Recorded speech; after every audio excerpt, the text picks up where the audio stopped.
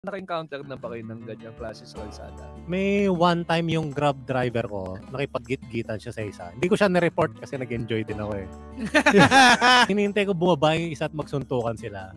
Pero nagkahiwalay sila eh. May may parang, sapakin mo. Oo, yung driver ko, aabutan ko talaga ng kutsilyo eh. Pagka, sige, huwag kang palamang. Sige, sabihin ko talaga. Tangina, yan yung mga pahamak. Kailangan di mo. Tsaka di ba sa investigasyon, sasabihin, basta may nag-abot sa akin. Tangina mo, nasa loob ka ng kotse. Hindi ko talaga ni-report, sabi pa ng driver ko. Sir, kita niyo sir, siya unang gumit-git ha.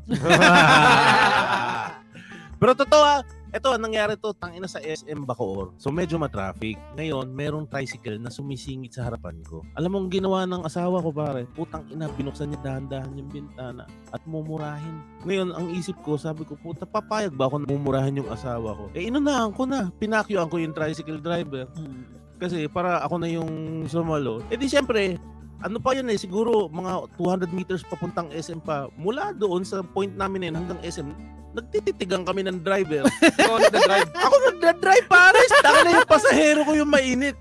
Di syempre, tinititigan ako. Sabi ko, halika dito. Baba ka dito. Tapos sinasabi ko, Michelle, tingnan mo yung ginawa mo. Diba? Tingnan mo yung ginawa mo. Makikipagsuntukan ako kahit ayaw ko. Diba? Ganda.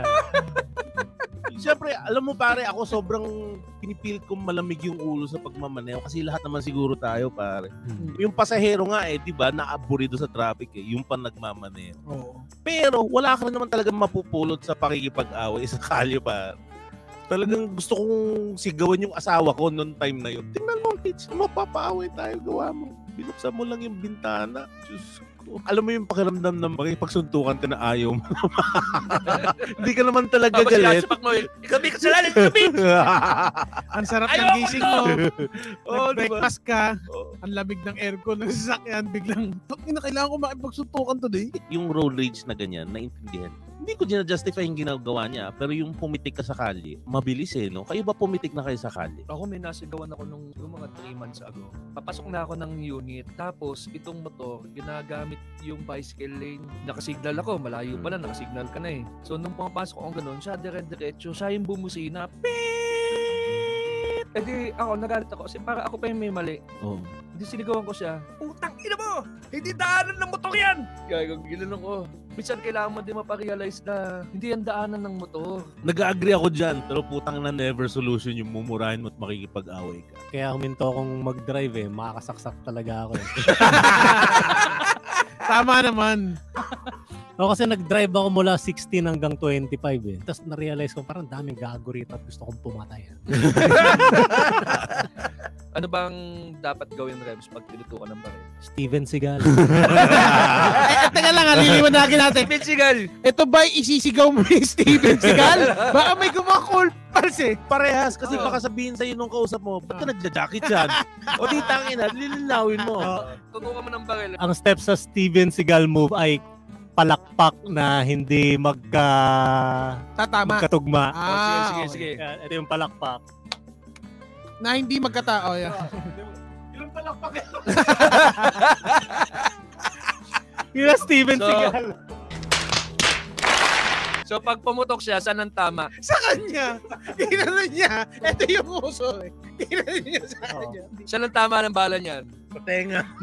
Maganda pag ginawa mo yung Steven Seagal, nasa gilid mo yung biyanan mo. Hindi mo itatama.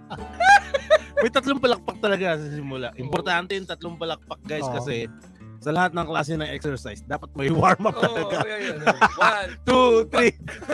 1, 2. Shoutout niya pala sa top tier natin, si Alfie Ramos, si Patrick Poe, Alfie, si Lanvin Andres, si Philip Mina, si Jello Nicolas Agapito, si JP Fox, si EJ Joel Santos, Paulo Uliazar, si Juan Paulo, Pamela Vista, si Mark Edward Lagasca, si Michelle D, si Leander Patigdas, Barnido Jr., si Ezekiel Zandueta Tumagkaw, si Mikey De La Cruz at si Apollo M. Kamusta nga pala sa ating meet na si Alastair Tabino, si Roy Jasser Carlo Isip, si Vladimir De Guzman, si Ria Jose Ann Gomez, si Joe Christian, si Carms Flores at si Christian Santillana. Shout out sa kay Ariel Miguel Argoncillo, kay Alisa Del Diego, kay Aniel Nagwador, kay Cyril Jan Bahuyo, kay Ronald Ba't ginawa mo ganyan yung Malgapo, pem kay natin? Ning Miklos, kay Albert Edan, kay Patrick Cas, kay Darwin Almeda, kay Bielka Manabat, at kay Dixie Barcutela. Boy, si Dixie. Oh. If you like our show, please follow us on Facebook, Instagram, and Twitter @TheCoolPots.